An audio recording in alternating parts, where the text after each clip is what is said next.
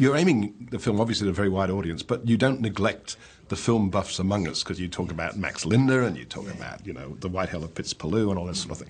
How do you juggle those film buff elements with mainstream audience elements? I don't have a problem talking a little bit over audiences' heads because, you know, maybe there's people going to see the movie and they don't know who the hell G.W. Pabst is, but maybe after this movie, they will.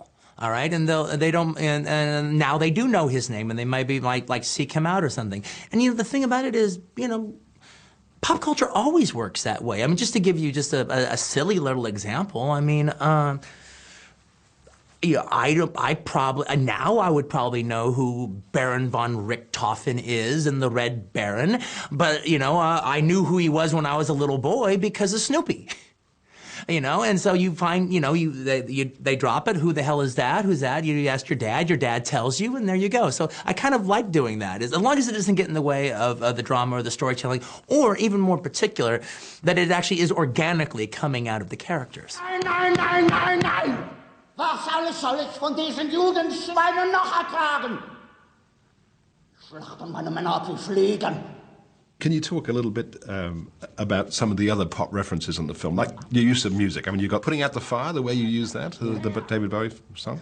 That's always been one of my favorite David Bowie songs, and I was always really disappointed with how Paul Schrader used it in the movie, because he didn't, all right? You know, it's like he had this awesome song, and he just threw it in the closing credits, you know, like a lot of movies do.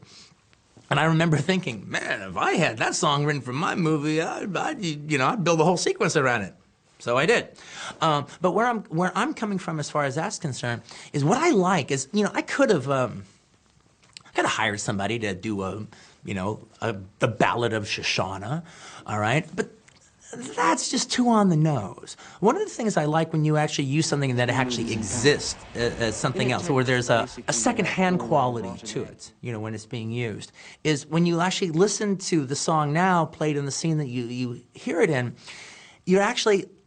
you're surprised at how good the lyrics work for her situation, as opposed to being written for her situation. It's surprising. Oh, wow, that's actually very appropriate for her situation. And to me, in a lot of ways, when that's the case, it actually plays even more like interior monologue than if it had been written for it. Sergeant Hugo Stiglitz. Lieutenant Aldo Rain. These are the Bastards. Ever heard of us?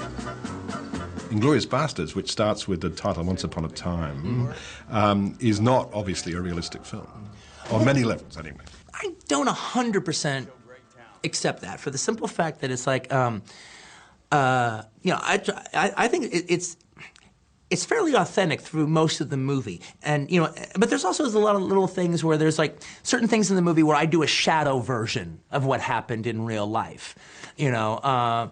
Well, like, you know, like, for instance, the movie that Goebbels is making in my film is Nation's Pride. Well, the movie in real life that he did was a movie called Colesberg, but there are shadows of each other. But where I'm coming from as far as the, you know, there is a section in the movie towards the end where history goes one way and I go the other. And where I'm coming from on that is, yes, the movie does start off with Once Upon a Time in Nazi-occupied France.